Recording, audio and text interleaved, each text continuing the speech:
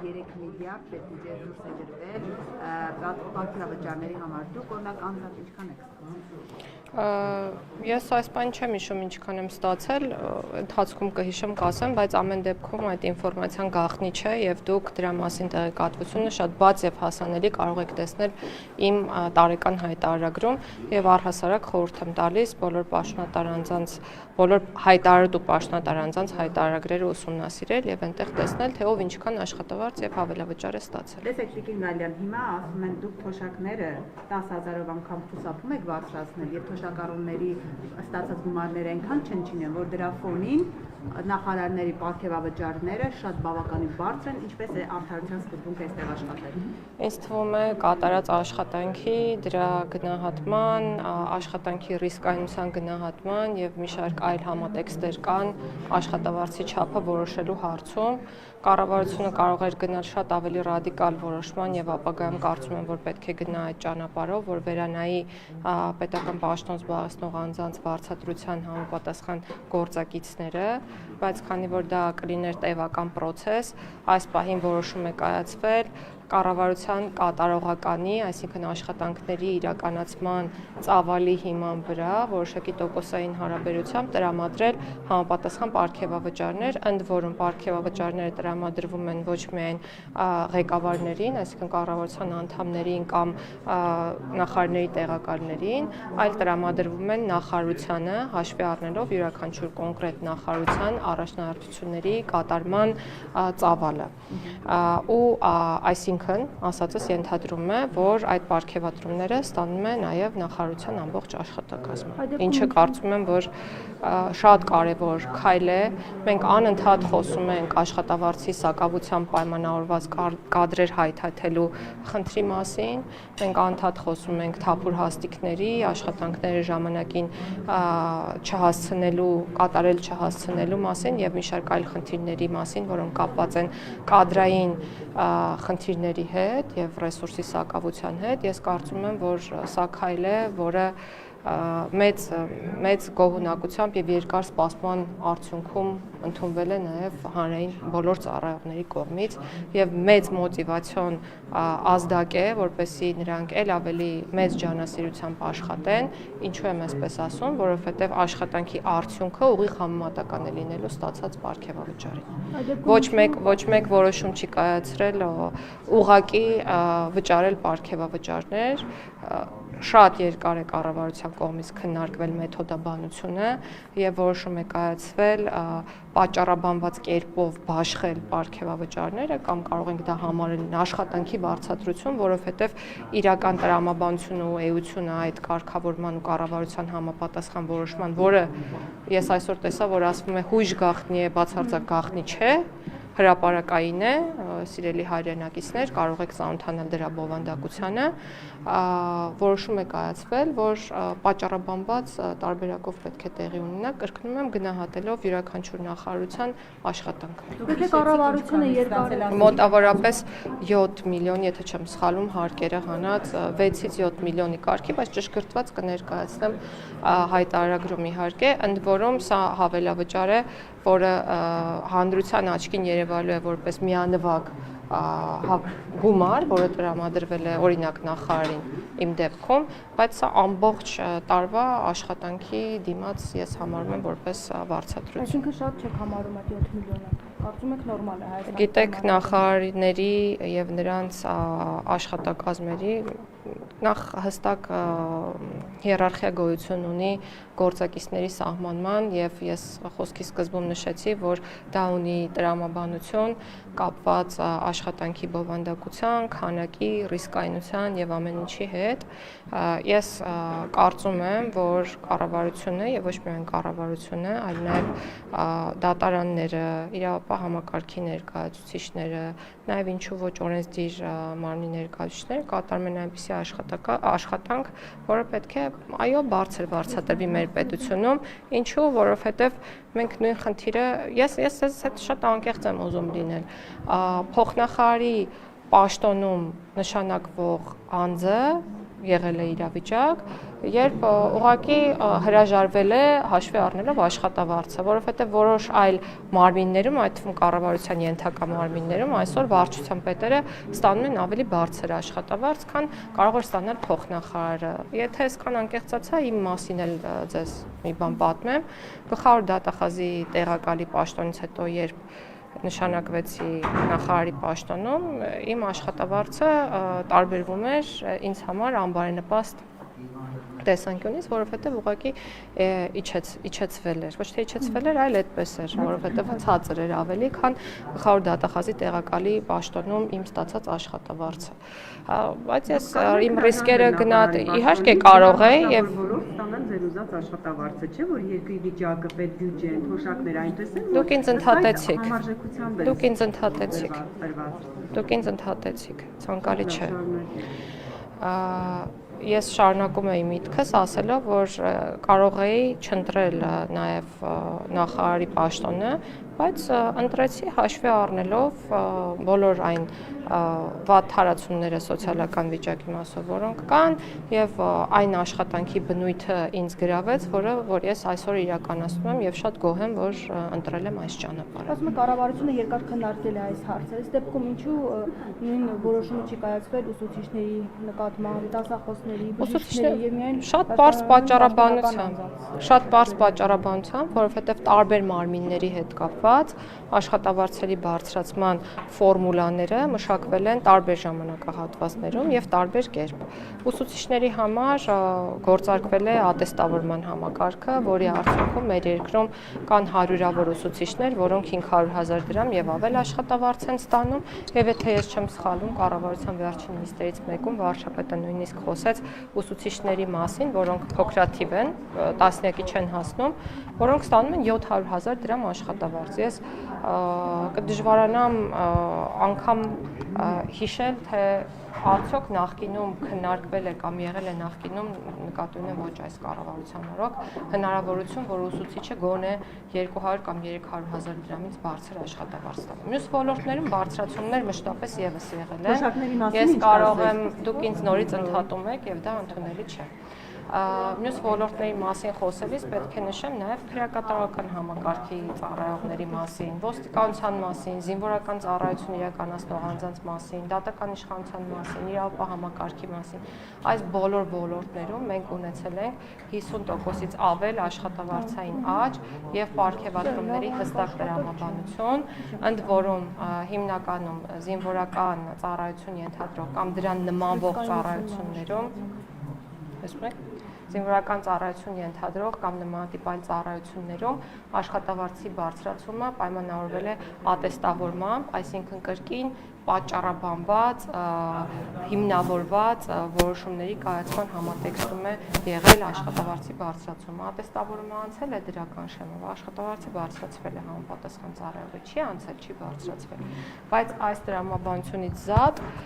բոլոր իմ կողմից նշված ծառայություններում գոնե թե մեկ անգամ, եթե չեմ սխալվում, ոչ պակաս քան 30%-ով աշխատավարձերի ուղղակի բարձրացում է տեղի ունեցել։ Ես ձեզ կխնդրեմ գնալ երկին թերթել պատմության էջերը, հանել այն բոլոր փոփոխությունները աշխատավարձերի բարձրացման հետ կապված, որոնք այս կառավարության մանդատը ստանձնելուց հետո տեղի են ունեցել եւ ես ձեզ վստահեցնում եմ, որ պետական բոլոր օղակներում դուք փոփոխությունները կտեսնեք։ Հիմա մի ճշտում էլ, ձեր ստացած գումարները աշխատավարձի բարձրացում էր, թե պարգևավճար, հավելավճար։ Աշխատավարձ իրավական տեսանկյունից կլիներ այն դեպքում, երբ բարձրացվեր գործակիցը օրենքում, եւ ես իմ խոսքի սկզբում նշեցի, որ շատ ավելի լավ կլիներ, որ այդպես լիներ, բայց դա կլինի ապագայում, ես հուսով եմ, որպեսզի իրավական տեսանկյունից օրենքի հիման վրա փոխհատուցումը համարվի հենց աշխատավարձ։ Այս պահին պարգևավճարի մասն է խոսքը, բայց դա փաստահեն եղանակով նշեցի, որ համարվում է աշխատավարձի դիմաց հատուցում, ներողություն, աշխատանքի դիմաց հատուցում, կարող եք դա համարել աշխատավարձ, ինչու, որովհետև դա տրամադրվում է գնահատելով կոնկրետ նախարարության աշխատանքը։ Շատ լավ, հաստորեն դուք լավ նկատի ունեմ կառավարության անդամները լավ աշխատանքի համար են այդ գումարները ստացել, բայց սրանից ամիսներ առաջ Նիկոլ Փաշինյանն ասում էր, որ դուք վատ եք սովորել, մնացել եք նույն դասարանում, հետևաբար ինչի համար են տրվել այդ պարգևավճարները ձեզ, այդ փոխանցումները։ Խոսքը ձեր մասին չէ, ընդհանուր կառավարության մասին է խոսքը։ Կառավարությունը լավ թե վատ է։ Ես դες մի հուշում անեմ, ես խորհուրդ եմ տալիս կոնտեքստից չկտրել երբևէ որևէ պաշտոն տարանձի ասվածը եւ չներկայացնել դա հանրությանը կոնտեքստից դուրս։ Ես ասում եմ այո, շատ հարցերում մենք չունենք կրթական այն բավարար մակարդակը, որը պետք է ունենանք կամ ցանկալի ունենանք եւ ձգտում ենք ունենալ։ Եվ ամոթ չէ շարունակական կրթվելը եւ ցանկություն ունենալ ինքնակրթվելու։ Որպեսզի դուք գնահատեք կառավարության աշխատանքը, դուք կարող եք վերցնել կառավարության ծրագիրը, կարող եք վերցնել նախարարությունների կողմից մշակված եւ կառավարության կողմից ընդունված ռազմավարությունները եւ դիտարկել մոնիտորինգի արդյունքները, այսինքն կատարողականի գնահատականը, հաջորդ քայլով կարող եք վերցնել բյուջեի մասին օրենքը եւ նախարարություններին հատկացված ծավալները ֆինանսական միջոցների,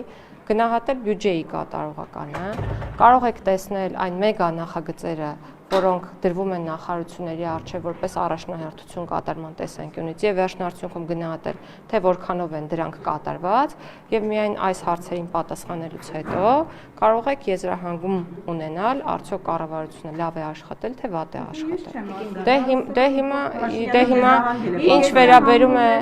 բայց ես դες մի բան նշեմ, որը ձեր ասածի հետ կապ չունի, բայց ամեն դեպքում, քանի որ կառավարությունը շատ կարևորում է կրթության շարունակականությունը, կառավարության որոշմամբ սահմանվել է, որ այդ պարգևավճարի 10%-ը պետք է ծախսվի կրթական նպատակներով, այսինքն որոշակի վերապատրաստումներ պետք է անցնեն հանրային ծառայողները, բոլոր այն հանրային ծառայողները, որոնք պարգևատրվել են, իսկ դրանց շրջանակը շատ մեծ է։ Ես կարող եմ պատասխանատվություն վերցնել եւ ասել, որ գրեթե բոլոր հանրային ծառայողները պարգևատրվել են եւ դա լավ է, որ պարգևատրվել են։ Այս տարվա համար էլի է նախատեսված 2026-ի։ Կառավարության համապատասխան որոշումներին հետևեք եւ կտեղեկանեք։ Տիկին Գալյան, դուք օրինակ գերատեսչության որպես ղեկավար ինչ չափորոշիչով եք պարգևավճար սահմանել ձեր օրինակ վարչության պետերին, ավագ մասնագետներին, ինչն եք առաջնային համարել։ Մենք ունենք ներքին գնահատման մեխանիզմներ, ընդ որում գնահատումը իրականացնում եմ ոչ թե ես, այլ գնահատումն իրականացնում է աշխատակցի անմիջական ղեկավարը եւ հետո անմիջական ղեկավարների անմիջական ղեկավարը եւ հետո ուղղակի դրվում է իմ ստորագրությունը եւ ես չեմ կարող գնահատել ամենաներքևի օղակում ջանասիրաբար թեկուզ աշխատանքներ իրականացնող մարդու աշխատանքը, բայց որպես իրենց հաճելի մարդկանց այս խնդիրը չկա, չի լինելու այս։ Գիտեք, մենք էլ չենք կարող մեզ թույլ տալ նման շռայլություն, որովհետև մեզ պետք են աշխատողներ եւ պետք է արդյունք։ Որևէ նախարարի համար ցանկալի չի նախարարությունում ունենալ այնպիսի աշխատակիցներ, որոնք չեն աշխատելու, արդյունք չեն ապահովելու կամ չունեն նման տիպ ունակություններ։ Եվ հետեւաբար ես կարող եմ միարժեքորեն եւ աներկբա ասել, որ գնահատվում է միայն աշխատանքը։ Իսկ այդ աշխատանքը կոնկրետ նախարարը գնահատում է հետևյալ կերպ։ Մենք ունենք մեր առաջնահերթությունները, որոնք նախ եւ առաջ սահմանվում են կառավարության կողմից, դրանք ավելի նեղ են։ Հետո ունենք առաջնահերթությունների ավելի լայն շրջանակ եւ ավելի շատ միջոցառումներ, որոնք սահմանվում են նախարարի կողմից եւ հստակ հանձնարարականներ են տրվում կոնկրետ վարչություններին, որ օրինակ պետք է X ժամկետում թվայնացնել ՔԿ գործակալության աշխատանքը։ Արդյունքային ցուցիչը այն է, որ պետք է թվային լինի ՔԿ գործակալության աշխատանքը, ենթադրենք երեխաների ծնունդը ամբողջությամբ կարողանա գրանցվել թվային եղանակով կամ անվան փոփոխությունը մարդը կարողանա տանից իրականացնել։